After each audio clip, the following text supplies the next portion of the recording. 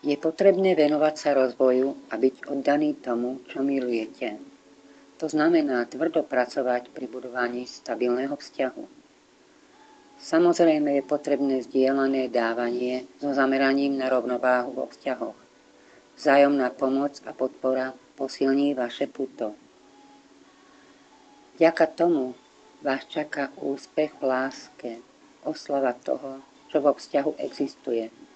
Môžete nájsť pevné a silné šťastie, čo znamená dosiahnutie cieľov a prijatie lásky, ktorá je skutočne cenná.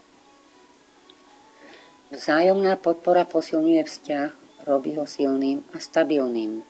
Môžete si užívať slobodnú lásku bez obmedzení. Vytvoríte si tak silný základ pre vzťah plný šťastia. Niekto z vás tu môžete pociťovať problémy v láske alebo pocit odlúčenia. Použite silu, ktorú máte v sebe a pritiahnite si to, po čom túžite v láske. Efektívne využite svoje vnútorné zdroje.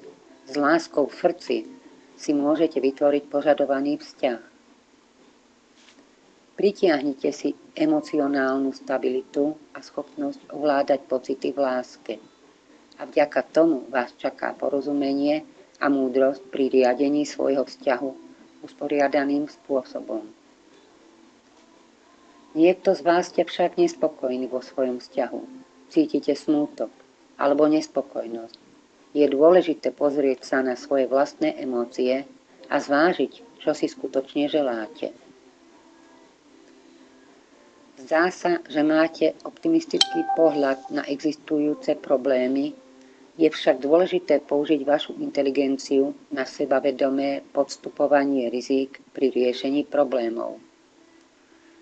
Ak budete spolupracovať a využijete pritom vašu kreativitu, potom vás v láske čaká úspech, ktorý pramení z tímovej práce a vzájomnej podpory.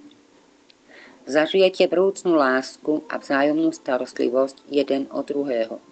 Budete prežívať šťastie a spokojnosť v spoločnom živote.